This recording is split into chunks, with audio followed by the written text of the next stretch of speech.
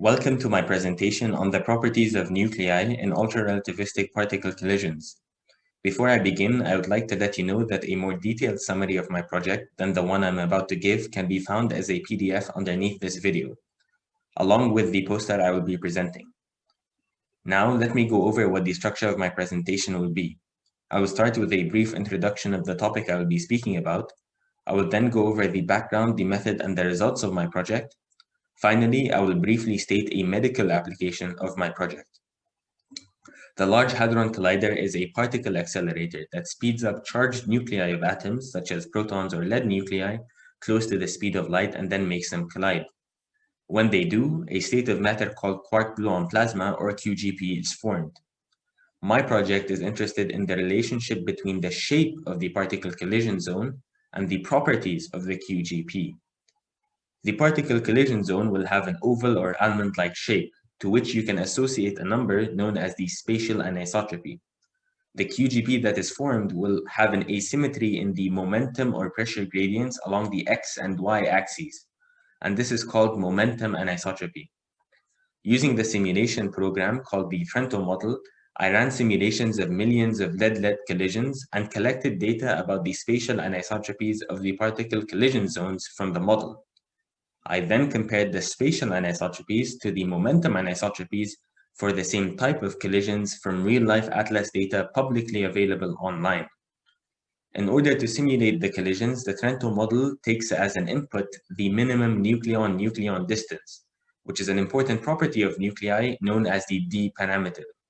This D parameter has the strongest effect on how the distribution of spatial anisotropies of particle collision zones translates into the distribution of momentum anisotropies. Well-established hydrodynamic models tell us that the distributions should match, so the value of D that makes them match when we input it will be the true value. The traditional approach to finding the optimum D parameter is based on trial and error, and it is inefficient. My approach is to derive the optimum D parameter directly from the experimental atlas data. The distributions that I plotted from the Trento model and atlas data are characterized by the two parameters of the Bessel-Gaussian function. I wanted to know how changing the D parameter affects these parameters when the Bessel-Gaussian function is fit onto the distributions. I ran sets of simulations, each of 4 million collisions using the Trento model. I started with the default setting, d equals 0 femtometers, and the Bayes tune, d equals 1.27 femtometers, which is just another setting. Each set of 4 million collisions that were simulated would take about 4 hours of computing time on my personal computer. Figure 3 shows the three distributions that were plotted. The spatial anisotropy using d equals 0 femtometers is in blue. The spatial anisotropy using d equals 1.27 femtometers is in red. And the momentum anisotropy using the atlas data is in yellow. If you look closely, you can see that compared to the atlas distribution, the Bayes tune distribution is too narrow, and the default setting distribution is too wide. Based on these results, using the average of the two settings, d equals 0.635 femtometers, is the next logical step to get closer to matching the actual data from the experiments. This next part is important.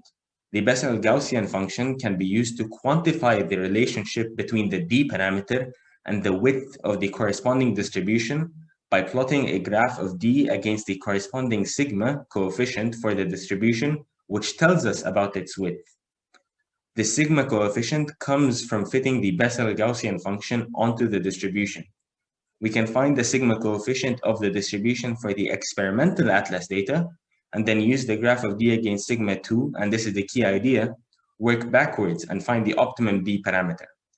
I have done exactly that. I have found that the average setting using d equals 0.635 femtometers in fact does not resemble reality well, and that instead using d equals 0.9063 femtometers in the Trento model does. By the way, the plots comparing the atlas data to the optimum setting data, as well as all of the data that I have used, code that I have written, and graphs that I have produced are available on demand. The main part of medical therapy that my work benefits is particle therapy. The key idea is that the optimum D parameter that I have found can be fed into the models used in particle therapy techniques to make them more precise. Thank you for watching.